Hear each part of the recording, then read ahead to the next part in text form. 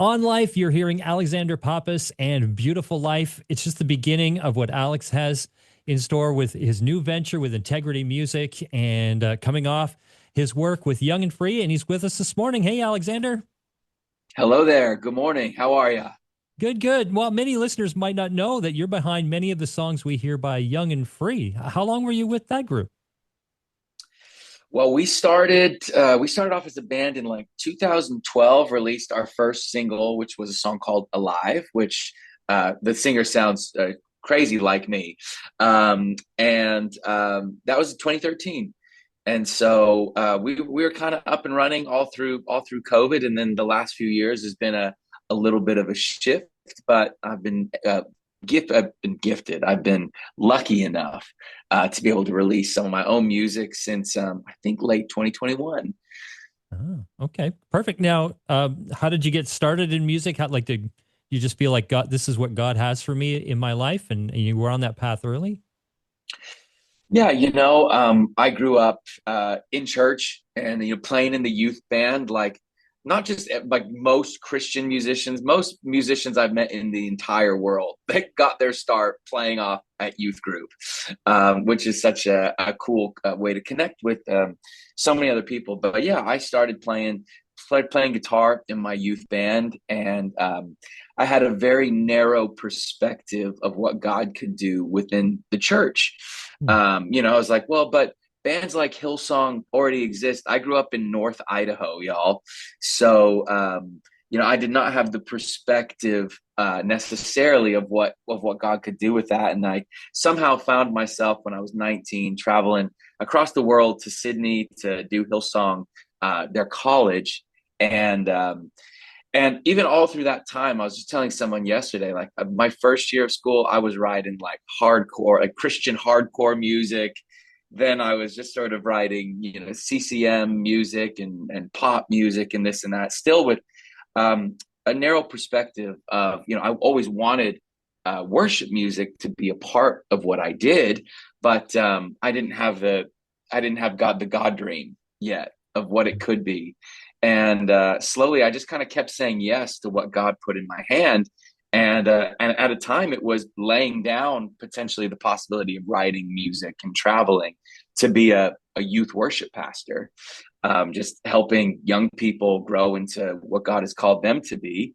And in saying yes to that is what opened the door for Young and Free and this new perspective and this new God dream of writing songs for the church, writing songs that people would connect people to Jesus and this life that we have. And so songs like A Beautiful Life years down the road were birthed out of that. Songs that, just wanted to help people connect with who Jesus is in language that hopefully would be unique, hopefully would connect to people in different ways. And in short, yeah. So where I'm at today, like fast forward to today is writing worship songs again for the church, and really excited and passionate about that. And again, hopefully bringing language that is unique and inspires faith into whatever room you're stepping into.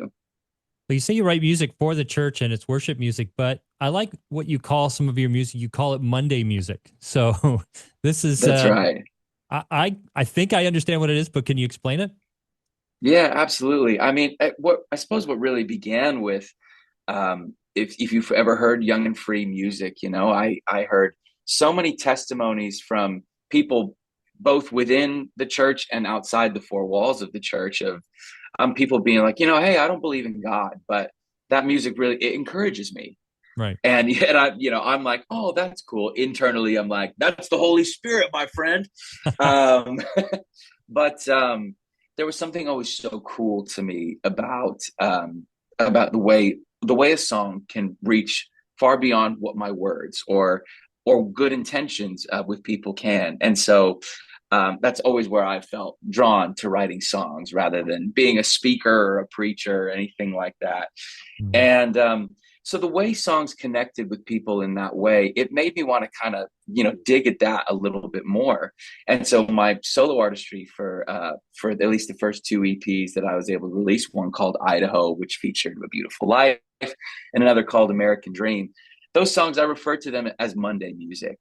Right. And songs that, in essence, you wouldn't sing at your church necessarily on a Sunday, but they would speak to your Monday, that they would speak to, you know, living out, walking out that faith life on a Monday morning, Mhm. and language that, you know, what encouraged me is sometimes, you know, a lot of songs that are encouraging and faith filled, there's resolve in chorus one, you know, Mhm. and life's not always like that. You know, Right. sometimes I want somebody, you know, my good friends know that when I'm going through a tough time, I don't necessarily want you to tell me the answer. I'm not always I don't know if anybody relates to this. I'm not looking for you to tell me what I should be doing. I'm Mhm. kind of looking for somebody to sit with me here for a minute. And I think that's the beauty of the Holy Spirit as well, is he is kind and he is patient, and what a friend we have in Jesus. And so, you know, I wanted to write songs like that, and I love doing things like that. I'm currently working on a project which, because of that language that I've always like cared about, for people, I'm working on a project called Sunday, Wow. and these are songs for the church. And you know, the one thing I would say about that, if anyone's out here going like, "Dang it, I didn't want more church songs," um, I would say this. You know, I've felt the strong leaning of the Spirit, kind of even in that, in writing these songs, and writing and recording and getting ready to release these, is those songs, you know, those young and free songs that had the cool testimonies of reaching people who weren't even Christians. I wasn't trying to go like, oh, I'm gonna water down the language or anything like that so they reach these people. Like, no, like I really felt the Spirit being like, I did it then. I'm gonna do it again. And so I've got faith to believe that while these songs, in many ways, I've cultivated the language to be songs full of faith and songs full of truth, they still speak to the Christian walk. They still speak to the life of the Jesus way and following what He has for you. And I'm believing that these songs would also speak to your Monday in the same way that my Monday music just might. Right. Yeah. Sunday inspires faith and Monday tests the faith, I guess you could say. Yeah, yeah. Now, you also are releasing bilingual music too. Like in Canada, we have two official languages. What's your other official language? Listen, my grandmother would be profoundly disappointed, but I do enjoy singing in Spanish. My mother, she was born in Argentina and moved to America when she was a kid, but she did not teach me how to speak Spanish. She used Spanish to hide whatever she was trying to say. Oh, Um, and so I don't speak it, but rumor has it I sing it okay. okay. Either my Hispanic brothers and sisters are lying to me, or it's not too bad. But I love singing in Spanish, and getting ready for a release of a song, a re-release of a live version of a song called "A Great Awakening," which I released the studio version last year, and we also recorded a Spanish version called "Un Nuevo Despertar," Hmm. and I love it. I love singing in Spanish. Honestly, some of these songs, you know, not to discredit the English speakers, but some of them, you know, it feels like they were made to be sung in Spanish, and so I love getting to outwork that as Uh, well. the Latin language has that romantic feel, doesn't it? I mean, Abs- which dovetails with worship, I would imagine.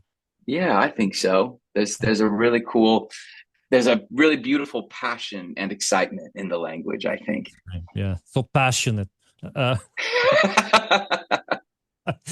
Uh, what's the plans for this year, remainder of this year, and for 2026? Are you heading out on tour? Just more recording? What are the plans?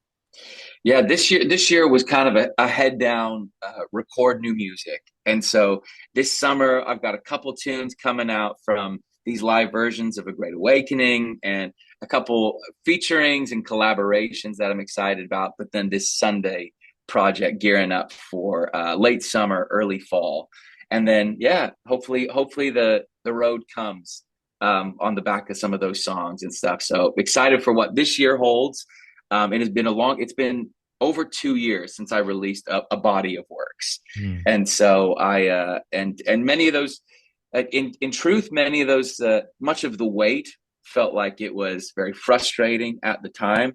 But I can confidently stand here today and be like, all the wait and all that was worth it, Mm. for the songs that are coming now, for what I feel stirred about, what I feel excited about. So very hopeful for what is to come in the future in these songs, and traveling, getting to minister and tour and all that stuff. Maybe the path will meander up to Canada at some point. There's an invitation. Thank you. Hey, long overdue. All through the years of Young and Free tours, Canada was always, I'm not even just saying this to pump you up. Truly, we toured Canada like every other year just because we loved it so much. What's not to love? That's the truth. All right. Well, we look forward to that. We're going to post some of your social media links. You are on YouTube and all that. What is there one you're not on? I guess that's the easier way to say it. If I'm not, I gotta talk to my team. They gotta fix Okay. that. Yeah. We'll put some links to your music and hopefully look forward to seeing you hopefully in Canada at some point. Alexander Pappas, thanks for spending some time with us. Thank you so much. Appreciate it.